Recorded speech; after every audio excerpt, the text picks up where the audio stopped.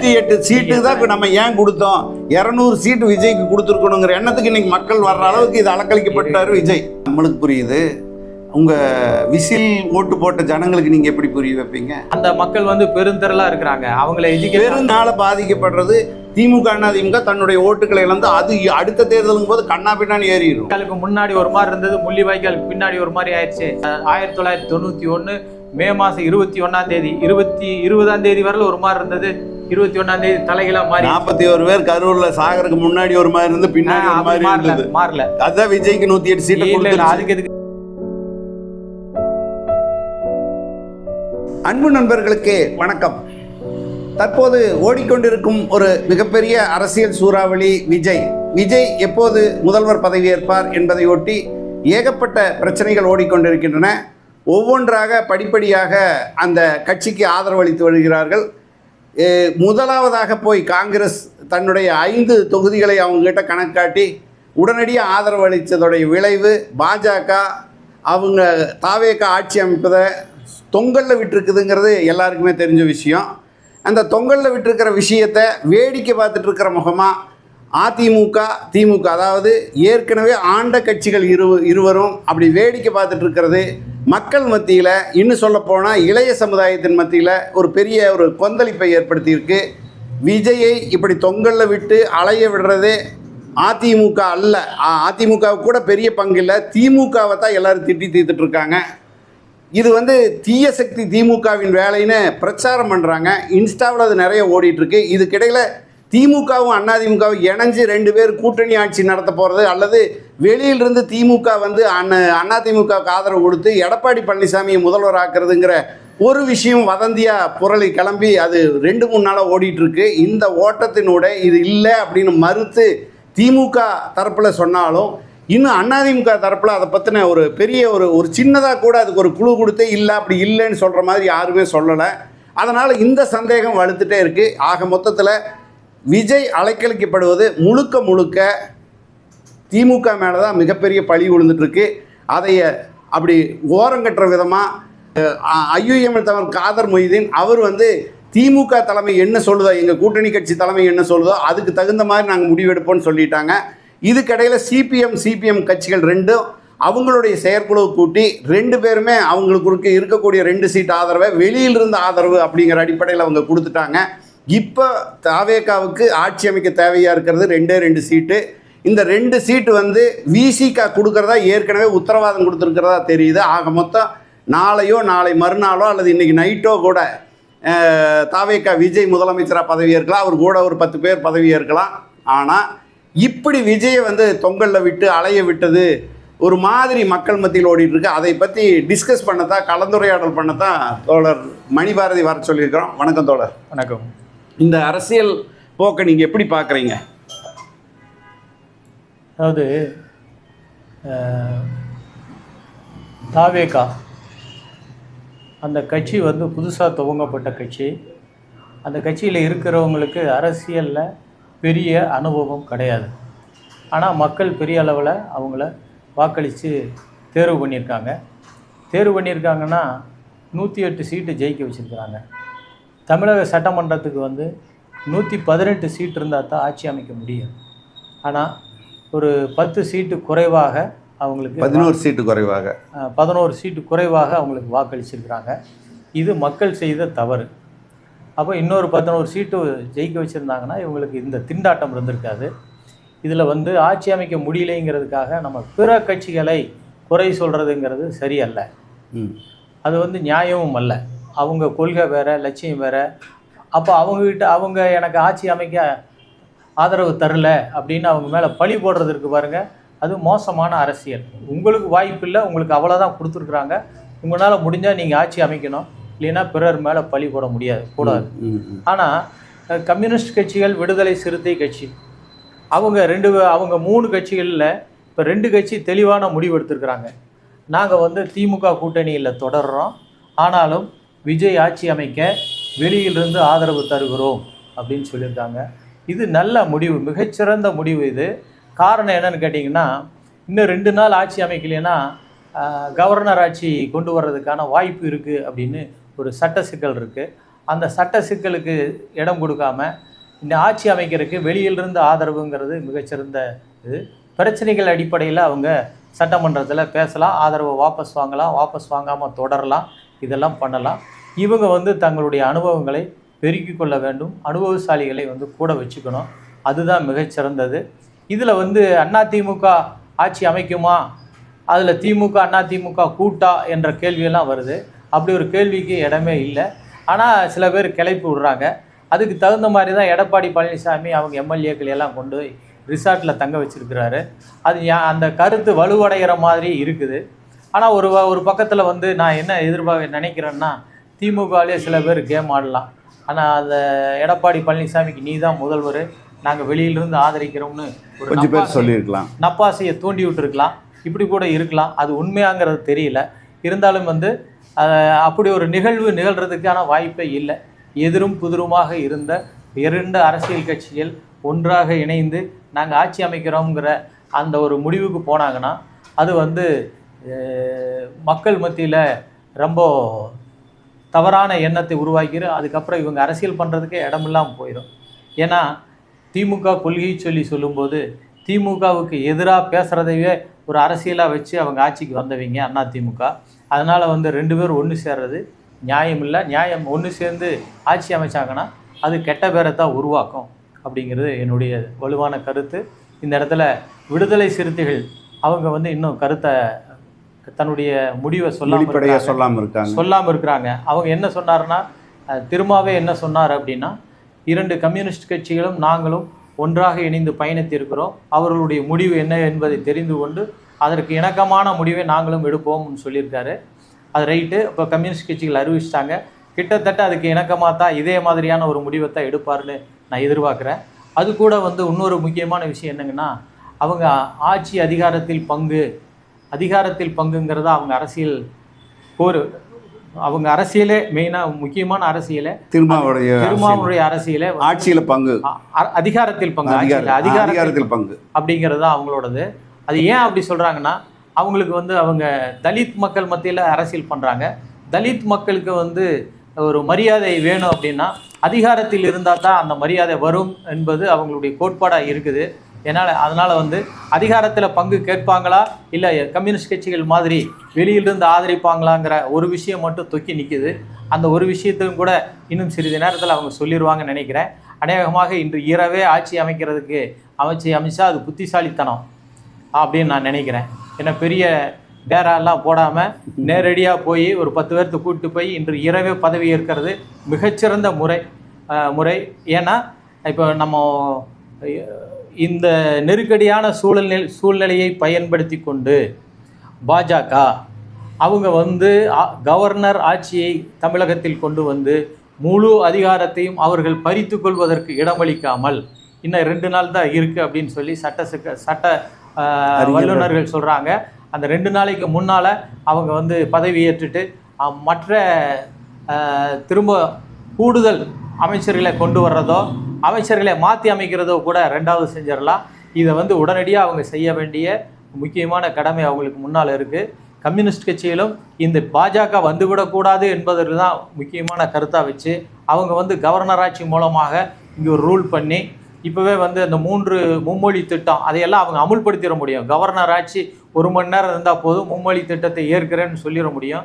அதையெல்லாம் அப்புறம் பின்னால் வெளியில் எடுக்கிறது ரொம்ப சிரமமாக போயிடும். அதனால் வந்து அதுக்கு இடம் கொடுக்காமல் உடனடியாக ஆட்சி அமைப்பது, காலதாமதம் செய்யாமல் நல்ல நேரம் பார்க்காம உடனடியாக இரவோடு இரவாக பதவி ஏற்பது மிகச்சிறந்த நடைமுறை. அது ரொம்ப நல்லது என்பது என்னுடைய கருத்து. இதில் நீங்கள் சொன்னது ஒரு 7-8 விஷயங்கள் இதில் சொல்லிட்டீங்க. அதில் முதல்ல வந்து அவங்க கொள்கை வேறு, இவங்க கொள்கை வேறு. இன்னும் சொல்லப்போனால் அந்த கட்சியை எதிர்த்து தனிப்பட்ட முறையில் அவங்கள தாக்கி பேசித்தான் தாவேக்காவும் அரசியலுக்கு வந்திருக்கு, ஆட்சிக்கு வந்திருக்கு. அப்படித்தான் நம்ம இதை சொல்ல முடியும். அதிமுக எப்படி தனிப்பட்ட முறையில் திமுக தாக்கி தாக்கி தாக்கி தாக்கி தன்னுடைய அரசியலை விஸ்தரிச்சதோ, அதே மாதிரி திமுகவை கடுமையாக தாக்கி தாக்கி தாக்கி எது விஸ்தரிச்சிருக்குன்னா தாவேக்காவும் விஸ்தரிச்சிருக்கு. இந்த மாதிரி சூழ்நிலையில் திமுகவோ அல்லது அதிமுகவோ, ஏன் அதிமுக கூட அதிமுக வந்து தாவேக்கா பெரிய அளவில் தாக்கலை. ஆனால் அதோட கடைசி காலகட்டத்தில் பார்த்திங்கன்னா தேர்தல் பிரச்சாரத்தில் அந்த தாவேக்கால் இருக்கக்கூடிய மூத்த தலைவரான செங்கோட்டையனை நீ வா போ வாடா போடாங்கிற அளவுக்கு வந்து ஒரு மேடையில் எடப்பாடி பழனிசாமி முன்னாள் முதலமைச்சர் பேசுனது மிகப்பெரிய ஊண்டிங்காக வந்துருச்சு. நீ இந்த தெருவில் கூட நடக்க முடியாதுன்னு பேசினார். அந்தளவுக்கு கேவலமாக பேசிட்டார். இப்போ இதெல்லாமே தேர்தல் கால அரசியல் பிரச்சாரங்கள். இது வந்து கடுமையாக கண்டிக்கத்தக்க விஷயந்தான், தனிப்பட்ட முறையில் தாக்குறதுங்க தான். ஆனால் இன்றைக்கி வந்து அவங்க கம்யூனிஸ்ட் கட்சிக்குன்னு ஒரு கொள்கை இருக்குது, அவங்களுடைய கோட்பாடு தத்துவார்த்தமெல்லாம் வேறு. அதே மாதிரி காங்கிரஸ் கட்சிக்குன்னு ஒரு கொள்கை இருக்குது. காங்கிரஸ் சுதந்திர காலத்திலிருந்து வந்த கட்சி, அதோடைய கொள்கை வேறு. இவங்க வந்து அகில இந்திய கட்சிகள்னு சொல்லணும், தேசிய கட்சிகள்னு சொல்லணும். தேசிய கட்சிகளான காங்கிரஸ் அதில் ஒன்று நேராக வந்து முதல்ல ஆதரவு தாவேக்காவுக்கு கொடுத்துருது. இது தன்னுடைய கூட்டணி தலைமையான திமுக கிட்ட ஒரு சின்ன தகவல் கூட சொல்லாமல் அவங்களா முடிவெடுத்து அதை பண்ணுறாங்க. பண்ணும்போது திமுக கூட்டணியில் திமுக தலைமையில் இருக்கிறவங்களுக்கு எல்லாம் கடுப்பாகுது, கசாமுசான்னு அவங்கள திட்டுறாங்க. இந்த கடுப்பு இந்த பக்கம் இருக்கக்கூடிய மதச்சார்பற்ற இந்த கூட்டணிக்கு இருக்கிற கோபம் ஒரு பக்கம் இருந்தாலும், இன்னொரு பக்கம் எதிராக வந்து பாஜக இன்றைக்கி மத்தியில் ஆட்சியில் இருக்குது, அதோட கோபத்தையும் விஜய் சம்பாரிச்சுக்கிறார். இப்படி ரெண்டு பக்கம் கோபத்தை விஜய் சம்பாதிக்கும் போது அதில் தான் கவர்னர் வந்து இவர் அலக்களிக்கிறார். ரொம்ப முக்கியமான இடம் இந்த இடம். அப்படின்னா மதச்சார்பற்ற கூட்டணி ஒன்று, மதச்சார்ந்த கூட்டணி ஒன்று, அதான் என்டிஏ கூட்டணியில் இருக்கக்கூடியவங்க முழுக்க முழுக்க என்ன பண்ணுறான்னு பார்க்கலாம் அப்படின்னு அலக்களிக்க விட்டதில் முதல் பங்கு பாஜகவுக்கு தான். ஆனால் இந்த அலைக்கழிப்பை இதுக்கு தாவேக்காவுக்கு விஜய்க்கு ஓட்டு போட்ட ஜனங்கள் பயங்கர கோபத்தோடு பார்க்குறாங்க. இந்த கோபம் முழுக்க நீங்கள் பார்த்தீங்கன்னா வலைத்தளங்களில் முழுக்க அப்படியே திமுகக்கு எதிராக தான் மாறுது. எல்லாமே திமுகக்கு எதிராக தான் மாறுது. அப்போது உடனடியாக அந்த நெருப்பை அணைக்கிற வேலை யார் பண்ணணும்? திமுக பண்ணணும். பண்ணலைன்னா இந்த மக்களுடைய 108 சீட்டு கொடுத்த மக்கள் நாளைக்கே தேர்தல் நடந்ததுன்னா, 6 மாதத்தில் தேர்தல் நடந்ததுன்னா, கவர்னர் ஆட்சி வந்ததுன்னா, எது வந்தாலும் தாவேக்காவை விஜயை முதல்வராக்க விடாமல் செய்தது இந்த திமுக தான் அப்படிங்கிற கடுப்பு ஏறி சுத்தமாக 200 சீட்டுக்கு மேலே கொடுக்கறதுக்கான வாய்ப்பு அதிகமாக போயிடும்.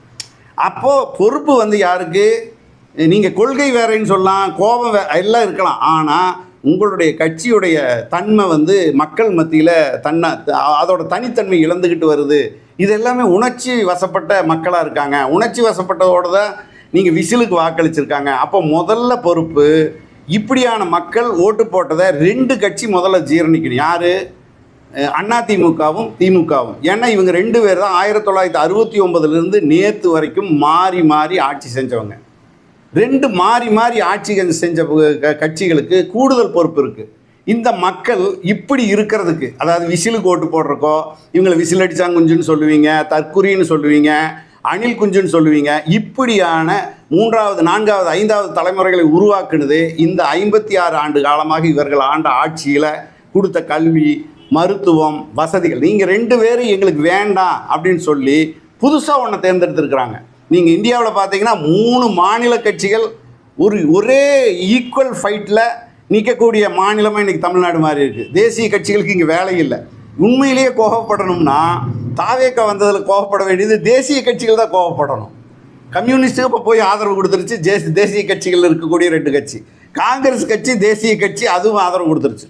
ஆனால் மாநில கட்சிகள், ஆண்ட கட்சிகள், நம்ம குழந்தைங்க ஓட்டு போட்ட ஒரு கட்சியை பார்த்து வேடிக்கை பார்த்துட்ருக்கு. அந்த கோபம் இதில் வேறு எடப்பாடி பழனிசாமி முதலமைச்சர் ஆக்குறது, திமுக வெளியில் இருந்த ஆதரவு, திராவிட கட்சிகள் வந்து இந்த விஜய் வந்துடவே கூடாதுன்னு கங்கணம் கட்டிகிட்டு இருக்காங்க. நல்லா கருத்துக்கள் பரவிட்டே இருக்குது.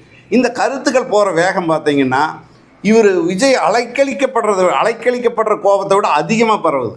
இப்போ வந்து விஜய் இன்னைக்கு முதலமைச்சர் ஆகலை அப்படிங்கிறதுக்கான கோப காரணம் யார் அப்படின்னு பார்த்தா எடப்பாடி பழனிசாமியும் ஸ்டாலின் அவர்களும் தான். 2 பேரும் தான் கூடுதல் பொறுப்பேற்க வேண்டியது இருக்குது. ஏன்னு கேட்டால் டேமேஜ் ஆகிறது அவங்க தான். பாஜக வந்து என்னதான் அலக்கழிச்சாலும் அவங்களுக்கு இலக்கறக்கு அதில் ஒன்றுமே இல்லை. சொல்லி முடிச்சிடுறேன்.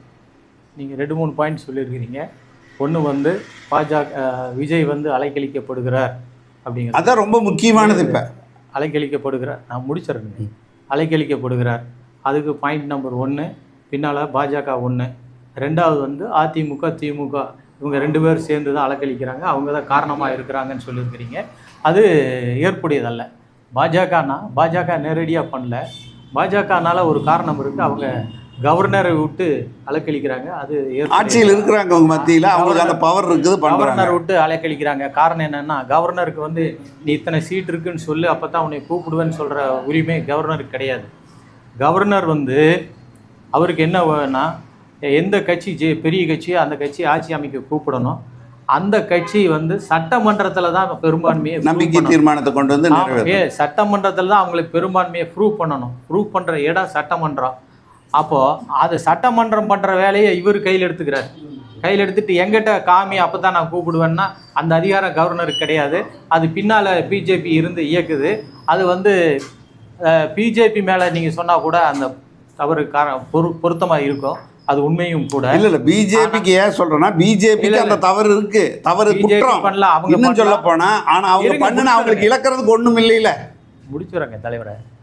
அப்போது பிஜேபி சொன்னீங்கன்னா கூட அது பொருத்தமானது, உண்மைதான். ஆனால் திமுக அதிமுக மேலே சொல்கிறதில்ல அர்த்தமற்ற குற்றச்சாட்டு. அது பாமரர்கள் நினைக்கலாம், ஆனால் நம்மளுமே அப்படி சொல்லக்கூடாது. இல்லை இப்போ நான் வந்து பாமரரோட குரலாக பேசுகிறேன், நீங்கள் என்னோட குரலாக நீங்கள் யோசிக்க வேண்டியது. அதான் நான் என்ன சொல்ல வரேன், நான் என்னோட பதிவு பண்ணிடுறேன். நான் என்ன சொல்கிறேன்னா, தெளிவாக சொல்லிட்டார் ஸ்டாலின். அவர் ரொம்ப மெச்சூரான தலைவருங்கிறத ப்ரூவ் பண்ணிட்டார். நாங்கள் 6 மாத காலம் இந்த அரசாங்கத்தை டிஸ்டர்ப் பண்ண மாட்டோம் அப்படின்னு. அதுக்காக கூடவே வந்து ஆட்சி அமைக்கிற கூட வந்து நிற்பார், நிற்க மாட்டார். ஆமாம், அது செய்ய மாட்டாங்க. அதே மாதிரி எடப்பாடி பழனிசாமி இதில் ஒன்றுமே சொல்லலை. நம்மளாக கற்பனை பண்ணிட்டு அவங்க தான் பண்ணுறாங்கன்னு சொல்கிறத நாம் ஏற்றுக்கொள்வதில்லை. ஒரு பாயிண்ட்டு. கம்யூனிஸ்ட் கட்சிகள் வந்து காலதாமதம் பண்ணியிருக்குது. எப்படின்னா, அவர் கேட்டு 3-4 நாள் ஆச்சு. இந்த 4 நாள் கேப்பில் வந்து கம்யூனிஸ்ட் கட்சி மற்ற கட்சிகள் மாதிரி உடனே தலைவர் முடிவு பண்ணுற கட்சிகள் கிடையாது கம்யூனிஸ்ட் கட்சிகள். இதுக்கு ஒரு குழு இருக்குது, அந்த உயர்மட்ட குழு தான் கூடி முடிவு செய்யும். அந்த குழு செயற்குழு, மாநில செயற்குழு, அந்த மாநில செயற்குழு இன்னைக்கு கூடிச்சு, மாநில நிர்வாக குழு கூடியிருக்குது. கூடிய முடிவை அவங்க அறிவிச்சிட்டாங்க. அப்போ தெளிவாக தான் கட்சி போகுது. அந்த கட்சி அப்படி தான் செயல்படுத்த முடியும். உடனே மாநில செயலாளர் நான் என்னுடைய கருத்து சொல்கிறேன்னு சொல்ல முடியாது. அதனால் அந்த கட்சியில் தெளிவாக போயிட்டுருக்கு. அது தெளிவாக ஆட்சிக்கு ஆதரவுன்ட்டாங்க. நீங்கள் உங்களுடைய கட்சி நீங்கள் உடனடியாக போய் கவர்னர் பார்த்து இன்றைக்கி நைட்டே நீங்கள் ஆட்சி அமைங்க, யார் உங்களை வேண்டான்னா உடனே ஆட்சி அமைங்க, 3-4 பேர்த்து கூப்பிட்டு போங்க. ஆனால் நீங்கள் ஒரு பெரிய தப்பு, நீங்கள் 15 நாள் கேப் 15 நாள் எனக்கு கால அவகாசம் வேண்டும்னு ஒரு கடிதம் கொடுத்தீங்க. ஞாபகம் இருக்குங்களா? அதெல்லாம் இன்எக்ஸ்பீரியன்ஸ். யார்கிட்டயே கேட்கணும். அனுபவம் உள்ள சட்ட வல்லுநர்களை கூட வச்சுக்கலாமே. கேட்காம யார் சொன்னாங்கன்னு தெரியல, நீங்கள் ஒரு கடிதம் கொடுத்துருக்குறீங்க. அது மிகப்பெரிய தப்பு. அது அப்படி ஒரு கடிதமே கொடுக்கக்கூடாது. என்னை அலைன்னு தான் சொல்லணும். நான் தான் பெரிய கட்சி, என்னை கூப்பிடுன்னு சொல்லியிருக்கணும். அப்படியே கடிதம் முதல் கடிதம் கொடுக்கல. 15 நாள் என்ன 15 நாள் அவர் கொடுக்க வேண்டிய அவசியம் இல்லை. அவர் நினச்சா கொடுக்கல, இல்லைன்னா இல்லை. அது வந்து அரசியல் சாசனம் பிரச்சனை எப்போ வருதுன்னா, முதல்வர் வந்து ஏற்கனவே இருந்த காபந்து சர்க்காருடைய முதல்வர் ராஜினாமா பண்ணிட்டாரு. ஆமாம், சும்மா வச்சிருக்க முடியாது. அரசாங்கத்தை சும்மா வச்சிருக்க முடியாதுங்கிறது நெருக்கடி வருதுன்னா கவர்னர் ஆட்சி கொண்டு வந்துடுவான். கவர்னர் ஆட்சி வந்துடுச்சுன்னா நீங்கள் பிஜேபியினுடைய சென்ட்ரல் கவர்மெண்ட்டினுடைய நேரடி கட்டுப்பாட்டுக்கு அவங்க என்ன சொல்கிறாங்களோ அதை பூரா இவர் இம்ப்ளிமெண்ட் பண்ண ஆரம்பிச்சு. ஆமாம், அவர் வந்து திருப்பரங்குன்றமா கோயிலில் போய் விளக்கேற்றுவார். அப்புறம் மும்மொழி கொள்கையை கொண்டு வருவார். ஹிந்தியை வந்து கட்டாயம் எதெல்லாம் பிடிக்காதோ அதெல்லாம் செய்வார். அதை யாரும் கேட்க முடியாது. ஒரு 6 மாதத்துக்கு அந்த ஆட்சிக்குள்ளேயே எல்லாம் முடிச்சிருவாங்க. ஆமாம், அதை யாரும் கேட்க முடியாது. அந்த நெருக்கடியை தமிழ்நாட்டில் கொண்டு போய் விட்டுரும். அதனால தான் கம்யூனிஸ்டுகள் வந்து வெளியிலிருந்து நாங்கள் ஆதரிக்கிறோம்னு சொல்லியிருக்காங்க. மிகச்சிறந்த முடிவு. நீங்கள் சொல்கிறது நம்மளுக்கு புரியுது. உங்கள் விசில் ஓட்டு போட்ட ஜனங்களுக்கு நீங்கள் எப்படி புரிய வைப்பீங்க? ஆமாம், நிச்சயமாக அதை நம்ம புரிய வைக்க வேண்டிய நம்ம முடியாது. ஆனால் அவங்க தானே ஓட்டு போடுறாங்க. அந்த மக்கள் வந்து பெருந்திரளாக இருக்கிறாங்க. அவங்கள பெருந்திரளாக மட்டும் இல்லை, அடுத்தது இதனால பாதிக்கப்படுறது திமுக அதிமுக தன்னுடைய ஓட்டுக்களை இழந்து அது அடுத்த தேர்தலுங்கும் போது கண்ணா பின்னான்னு ஏறிடும். இல்லைங்க, அது அரசியல் அப்புறம் பார்த்துக்கலாம். நீங்கள் அப்படியெல்லாம் வராது. இல்ல நீங்க இந்த 108 சீட்டு தான் நம்ம ஏன் கொடுத்தோம், 200 சீட்டு விஜய்க்கு கொடுத்துருக்கணுங்கிற எண்ணத்துக்கு இன்னைக்கு மக்கள் வர்ற அளவுக்கு இது அலக்களிக்கப்பட்டாரு விஜய். நீங்க எத்தனை தேர்தலை பார்த்துருக்கீங்க? நான் கிட்டத்தட்ட 72 73 இருந்து பாக்குறேன். நிறைய தேர்தல் பார்த்து. ஆனா நீங்க போட்டியே போட்டிருக்கிறீங்க, நாங்கெல்லாம் அதுல இல்லைன்னு வைங்க. ஒரு நாள் போதுங்க, ஒரு சம்பவம் போதும், அப்படியே தலைகளை புரட்டி போட்டோம். அதுதாங்க உணர்ச்சி வசப்பட்டு மக்கள் இருக்கக்கூடியதுன்னு நான் சொல்றேன். நீங்க இப்ப சொல்றீங்க அது அப்படி நிக்காது. எப்பவுமே இன்னைக்கு ராத்திரி இப்போ நீங்கள் நினச்சிட்டு படுப்பீங்க, காலையில் வேறு மாதிரி இருக்கும். இந்திரா காந்தியை சொல்றதுக்கு முன்னால வேற மாதிரி இருந்தது. ராஜீவ்காந்தி கொலை பண்ற முன்னாடி வேற மாதிரி இருந்தது, பின்னாடி வேற மாதிரி இருந்தது. அதெல்லாம் ஆமா, விடுதலை புலிகளை அன்னைக்கு அந்த இது 2009 விடுதலை புலிகள் இலங்கைக்கு தமிழர்கள் கொல்லப்பட்ட போது முள்ளிவாய்க்காலுக்கு முன்னாடி ஒரு மாதிரி இருந்தது, முள்ளிவாய்க்காலுக்கு பின்னாடி ஒரு மாதிரி ஆயிடுச்சு. ராஜீவ்காந்தி 1991 மே மாதம் 21ஆம் தேதி 20ஆம் தேதி வரல ஒரு மாதிரி இருந்தது, 21ஆம் தேதி தலைகளாக மாறி 41 பேர் கரூர்ல சாகருக்கு முன்னாடி ஒரு மாதிரி இருந்து பின்னாடி ஒரு மாதிரி இருந்தது. மாறல. அதான் விஜய்க்கு 108 சீட் இல்ல, அதுக்கு எதுக்கு சம்பந்தம் இல்லை. அதுல வந்து விஜய் வந்து குற்றவாளி அல்ல. ஆமா, அதுல வந்து கொலை குற்றவாளி அவரு. சரி, இது உங்க பாசைக்கே வருவோம்.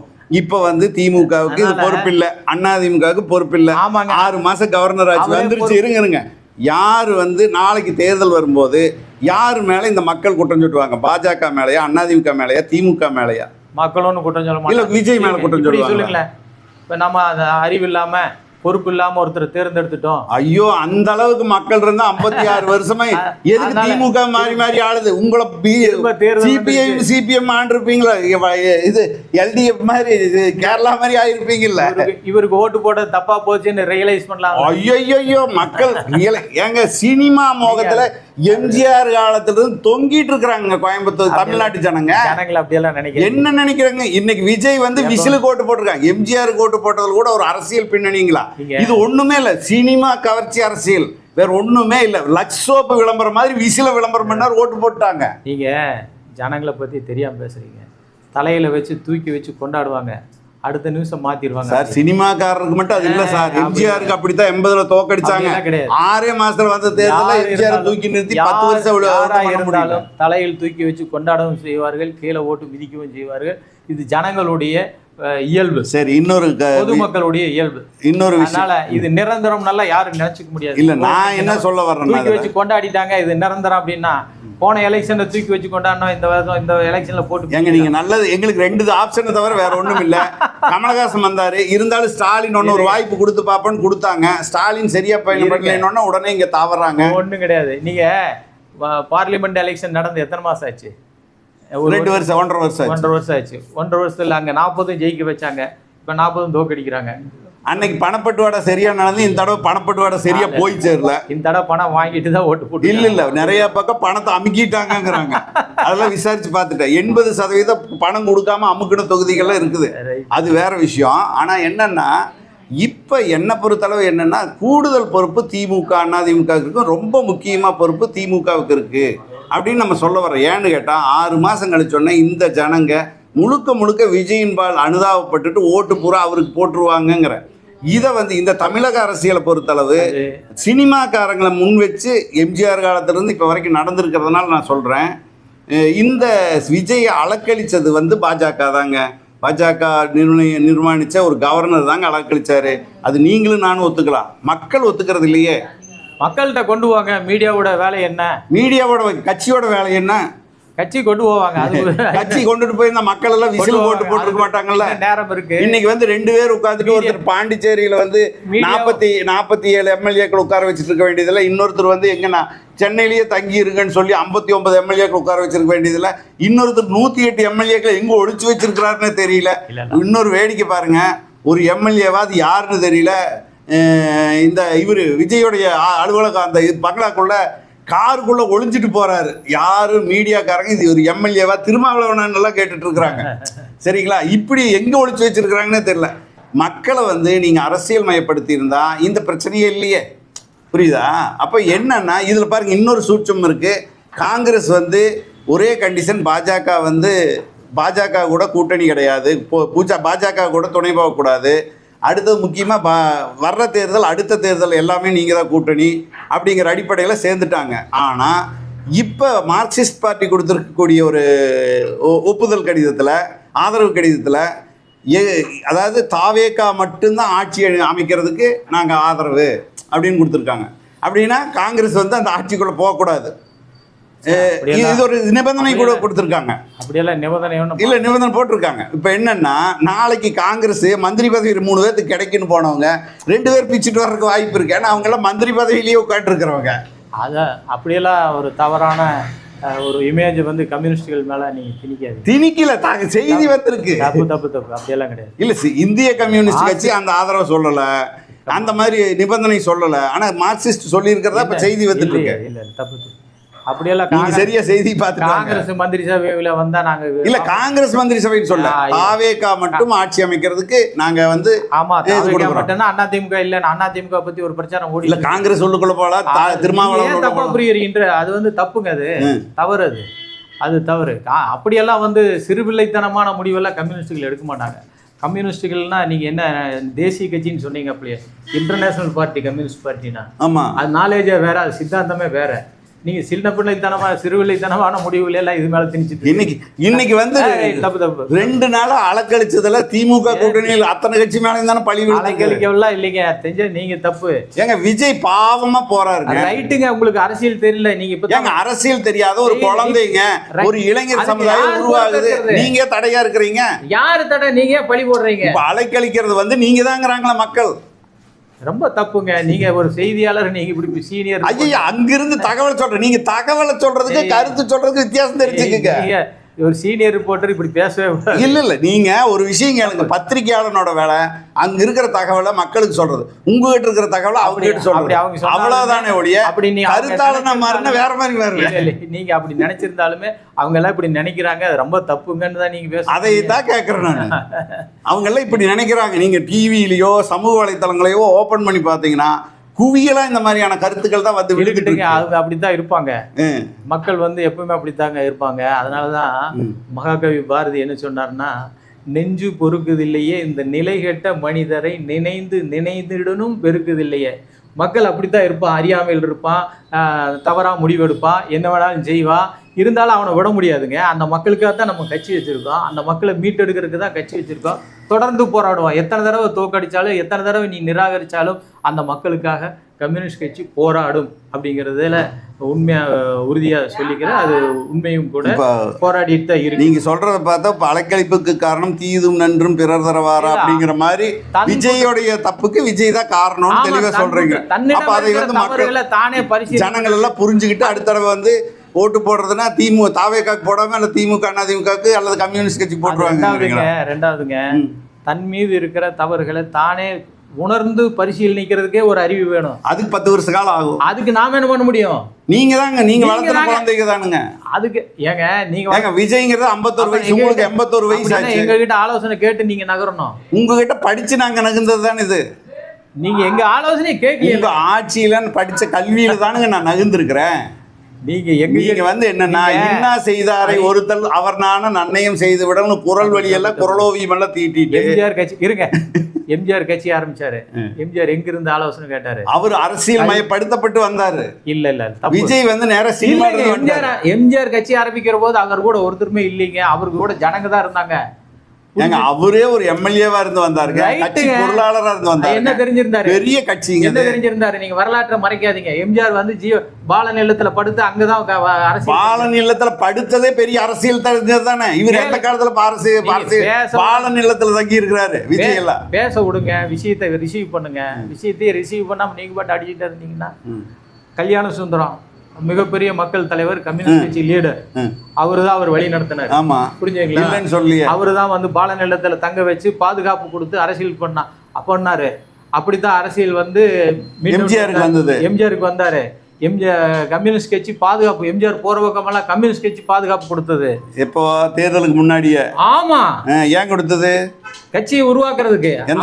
அவர் எம்ஜிஆர் வந்து எம்ஜிஆர் கம்யூனிஸ்ட் கட்சி கிட்ட ஆதரவு கேட்டாரு, கம்யூனிஸ்ட் கட்சி சொல்றதை கேட்டாரு.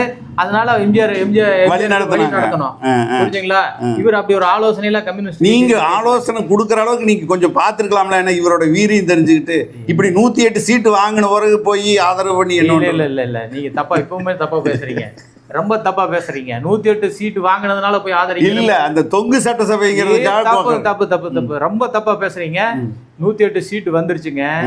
இப்ப வந்து மாநில அரசுக்கான நெருக்கடி, இது வந்து அரசியல் சட்டத்திற்கான நெருக்கடி. புரிஞ்சுங்களா? அதைத்தான் நாங்க பாக்குறோம். இவரு விஜய் 108 வாங்கினா 200 வாங்கினா என்ன, எங்களுக்கு அது பிரச்சனை இல்லை. புரிஞ்சுங்களா?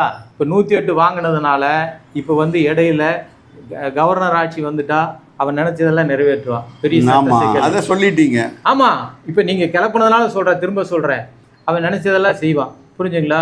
அப்ப அந்த விடக்கூடாது. அந்த மாதிரி ஒன்றுக்கு இடம் கொடுத்துடக்கூடாது. சரிங்களா? இன்னொன்று, இப்போ விஜய் ஆதரிக்கலைன்னா வேறு சில சக்திகள் எல்லாம் ஒன்று சேர்ந்து எதிரான நடவடிக்கைகளுக்கு போவாங்க. அதுக்கு இடம் கொடுக்கக்கூடாது. இன்னொரு தேர்தல் வரக்கூடாது. அப்போ இன்னொரு தேர்தல் வந்தாலுமே மாநில மக்களுக்கும் அரசுக்கும் நெருக்கடி. அப்போது இது எல்லாம் கால்குலேட் பண்ணி தான் கம்யூனிஸ்ட் கட்சி முடிவு எடுத்திருக்குது. இது நல்ல முடிவுங்க, மிகச்சிறந்த முடிவு. இதில் நீங்கள் வியாக்கியானங்கள் கற்பிச்சு வேறு வகையான வியாக்கியானங்கள் ஒரு விஷயத்தை புரிஞ்சுக்கணும். கம்யூனிஸ்ட் கட்சி திமுக மேல அண்ணா திமுக மேல பழி சுமத்துறதுங்கிறது ஆரம்பத்துல இருந்து சொல்றேன். நீங்க வந்து கூட சேர்த்திக்கிறது அதிமுக திமுக சேர்த்திக்கிறதுனால தான் நாங்க இந்த குற்றச்சாட்டு சொல்றோம் ஒழிய கம்யூனிஸ்டுக்கு மேலேயோ இந்திரா காங்கிரஸ் மேலேயோ நாங்க சொல்லவே இல்லை. திமுக மேல மக்கள் வந்து என்ன சொல்றாங்கன்னா திமுக மேலதான் ரொம்பவுமே கடுமையா கோபமா இருக்காங்களே. திமுக மேல குற்றம் சுமத்தினாலும் தப்பு. ஏன் அந்த மக்கள் வந்து இன்னொரு 10 ஓட்டு சேர்த்து போட்டுக்க வேண்டியதானே? 10 பேர்த்த சேர்த்து அவங்களுக்கு தான் அந்த இது இல்லையா? விஜய் நீங்க குற்றம் சொல்லிட்டு அவங்கள வந்து புடிச்சு போற அளவுக்கு நீங்க வந்து ஆட்சி நடத்தலையே. அந்த தவறை செஞ்சது மக்கள் தானே. அந்த மக்கள் ஏன் இந்த இவங்களை குறை சொல்றாங்க? இந்த திமுகவுக்கு மக்கள் வந்து 54 சீட் கொடுத்துருக்காங்கல்ல. 59 சீட்டு கொடுத்துருக்காங்க. கூட்டணியோட சேர்த்து 72 சீட்டு கொடுத்துருக்காங்க. ஆனாலும் அப்ப அவங்களுக்கு என்ன கொடுத்துருக்காங்களோ அதுல இருந்து தான் அவங்க யோசிப்பாங்க. அந்த மக்களுக்கு தான் அவங்க யோசிப்பாங்க. சார் புதுசா ஒரு கட்சி வருது சார். புதுசா ஒரு கட்சி இளைஞர்கள் ஓட்டு போட்டு முழுமையா வருது சார். அது பூராம ஒரு வேகமா தான் சார் இருக்கும். அவங்கள வந்து நீங்க எப்படி இப்ப வந்து ஆதரவு கொடுத்துட்டீங்க, அந்த மாதிரி ஆதரவு கொடுக்கறதுக்கு ஒரு பொறுப்புணர்வு வந்து திமுக கட்சிக்கு இருக்கணுமா இருக்கக்கூடாதா? புதுசா வந்தாலும் பழசா வந்தாலும் ஏங்க அது வேற கட்சிங்க. வேற கட்சியை வளர்க்கறதுக்கு சரி அவங்க வர வேண்டாம். உங்களை எல்லாம் முன்னாடியே அனுப்பிச்சு என்ன பேசுறீங்க? கட்சி அந்த வேற கட்சியை வளர்க்கறது. ஐயோ நான் கேட்கறது வந்து நீங்க வந்து கம்யூனிஸ்ட் கட்சிக்குள்ளேயே வராதீங்க. திமுகவுக்கு அந்த பொறுப்பு இருக்கா இல்லையா? அதிமுகவுக்கு அந்த பொறுப்புணர்வு வேணுமா வேண்டாமா? தப்புங்க. உங்களோட பொறுப்புணர்வு அவங்களுக்கு வேண்டாங்கிறீங்களா? தப்பு. இது உங்களுக்கு வந்து தொங்கு சட்டசபையில வந்து இது ஆட்சி கலைஞ்சா பரவாயில்ல நீங்க நினைக்கல. ஆனா அவங்களுக்கு வந்து கலையணும் தெரியுமா? இந்த மாநில மக்கள் நலன் கெட்டுவிடக்கூடாது அப்படிங்கறதுல பொறுப்புணர்வு இருக்கலாம். இன்னொரு கட்சி வளர்க்கணுங்கிற அவன் எதுக்கு? ஐயோ மாநில அடுத்த தேர்தல் வந்துடக்கூடாதுங்கிற பொறுப்பு அவங்களுக்கும் இருக்கத்தானே செய்யணும். இருக்கும், நிச்சயமா இருக்கும். இருக்கணும்னா இப்ப உங்களை எல்லாம் அனுப்பிச்சுட்டு இருக்கணும். அதான் ஸ்டாலின் தெளிவா சொன்னாரு. நான் 6 மாதத்துக்கு அந்த கட்சியை டிஸ்டர்ப் பண்ண மாட்டேன். பூரா சின்ன பசங்களாக இருக்கிறாங்கிற மனசில் வச்சு தான் சொல்லியிருக்காரு. யூத்ஸு அவங்கள போய் டிஸ்டர்ப் பண்ணக்கூடாது, அனுபவம் இல்லாத. சரி இப்போ வந்து சென்னையிலேயே தங்கி இருக்க சொல்லியிருக்காருல எம்எல்ஏக்களுக்கு, அதுக்கு என்ன அர்த்தம்? யார்? ஸ்டாலின். ஆமாம், அவசியம் வரும்ல. என்ன அவசியம் எனக்கு புரியல. அதுதான் இங்கே புரியல. நிச்சயமாக அவசியம் வரும். ஏன் அந்த எம்எல்ஏக்களை யாராவது 10 பேர் கொண்டு போயிருவாங்களா? அது அந்த பயம் திமுகவுக்கு இருக்காது. அதிமுக ஏன் பாண்டிச்சேரியில் போய் திமுக காரனா நீங்க வேலை வாங்க முடியும், வேலைக்கு வாங்க. சரி அதிமுக பாண்டிச்சேரியில போய் உட்காந்து அதிமுக அவங்களுக்கு வேணா அந்த பயம் இருக்கலாம். அந்த கட்சி அப்படியான கட்சி தான். எப்போ வேணாலும் அது மாற்றி முடிவெடுப்பாங்க. திமுக காரங்களை நீங்க அப்படி பண்ண முடியாது. சரி இப்போ இந்த கம்யூனிஸ்டுகளையும் அப்படி பண்ண இது எப்போ இது பதவி ஏற்பாங்க நீங்க நினைக்கிறீங்க? கம்யூனிஸ்டுகளையும் நீங்க அந்த இடத்துக்கு வர்றதுக்கு அந்த தகுதி இருந்தா தான் அந்த இடத்துக்கு வர முடியும். அது ஒரு 10-20 வருஷம் பயிற்சி மூஞ்சி பார்த்து தான் பண்ணுவாங்க கம்யூனிஸ்ட் கட்சியில. இவன் எப்படி நடந்துக்கிறான்னு தான் அந்த பொறுப்பு கொடுப்பாங்க. 10 வருஷம் 15 வருஷம் பார்த்து அதை இடத்துக்கு கொடுவாங்க. அதனால திமுகலே அப்படித்தான். ஆனால் அதிமுக அப்படி நான் நினைக்கல. அதிமுக எப்போ வேணாலும் இல்லை. உங்களுக்கு அடுத்த நான் ஒரு பொதுவாக ஒரு பத்திரிகையாளனா நான் கம்யூனிஸ்ட் கட்சியோ விசிகாவையோ அல்லது பாமகவையோ திமுகவையோ அதிமுகவையோ வேறுபடுத்தி பார்க்கல. அடுத்தது ஒரு சட்டசபை தேர்தல் சீக்கிரமே வந்துடக்கூடாது. ஒன்று, கவர்னர் ஆட்சி வந்துடவே கூடாது. உடனடியாக சட்டசபையில் எம்எல்ஏக்கள் வந்து சபாநாயகர் பதவி பிரமாணம் செஞ்சு பதவி பிரமாணம் ஏற்றுக்கணும். பாஜகவை பொறுத்தளவு பாஜக இப்படித்தான் நடந்துக்கு. அவங்களுக்கு இருக்கிறது ஒரு சீட்டு. அந்த சீட்டை பற்றியும் அவங்களுக்கு பொருட்டு கிடையாது. சென்ட்ரல் உட்கார்ந்துருக்குறாங்க. இந்த தமிழ்நாட்டை அப்படியே அம்போன்னு விட்டுட்டு இவங்க அதிமுக கேட்டாலும் அவங்களுக்கு பிரச்சனை இல்லை, திமுக கேட்டாலும் பிரச்சனை இல்லை, காங்கிரஸ் கேட்டாலும் பிரச்சனை இல்லை, கம்யூனிஸ்ட்டு வீணாக போனாலும் பிரச்சனை இல்லை.